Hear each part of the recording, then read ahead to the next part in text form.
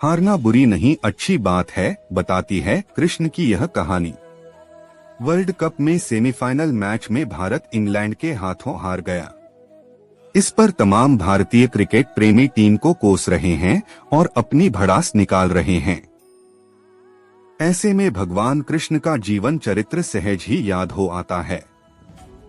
मथुरा की एक कैद में माता देवकी के गर्भ से जन्मे कृष्ण ने अपने आचरण से मानव जाति के सामने कई ऐसे उदाहरण रखे जो जीने की राह दिखाते हैं।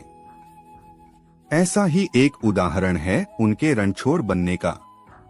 जी हाँ, एक बार कृष्ण भी युद्ध को बीच में ही छोड़कर मैदान से भाग गए थे, फिर भी शत्रु का वध हुआ और हजारों निर्दोष नागरिकों की सुरक्षा हुई।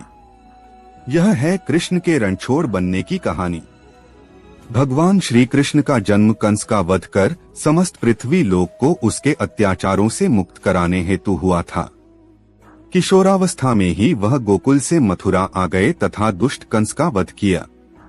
कंस की मृत्यु से दुखी उसके श्वसुर जरासंध ने एक विशाल सेना लेकर मथुरा पर आक्रमण कर दिया और स्वयं छिप गए। इस आक्रमण में उसके काल्यवन भी वहां जा और काल्यवन जैसे हुए राजा भी शामिल थे। पीताम्बर देख उन्हें ही जल्दी ही सेना मथुरा जा पहुंची और मथुरा की राजसभा के लिए लात मारी, जिससे बड़े संकट का भी सामना कर सकते हैं। और उनके देखते ही काल्यवन वहीं पर जलकर भस्म हो गया।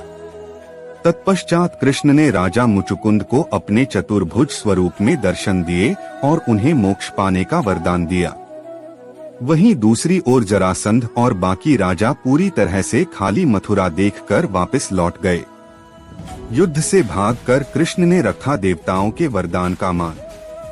कृष्ण चाहते तो स्वयं भी काल्यवन और अन्य अधर्मी राजाओं का वध कर सकते थे, परंतु देवताओं के दिए वरदान का मान रखने के लिए ही उन्होंने काल्यवन को राजा मुचुकुंद के हाथों मरवाया।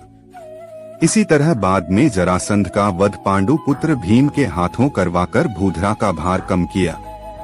इस तरह कृष्ण ने दिया दुनिया को उदाहरण। इस कहानी के बाद कृष्ण के नाम के साथ हमेशा के लिए रणछोड़ जोड़ दिया। कृष्ण की इस कहानी से सीख मिलती है कि अनावश्यक ताकत का प्रदर्शन नहीं कर बुद्धिबल से काम लेना चाहिए। इस तरह हम अपनी शक्ति को खर्च होने से रोक सकते हैं और बड़े से बड़े संकट का भी सामना कर सकते हैं।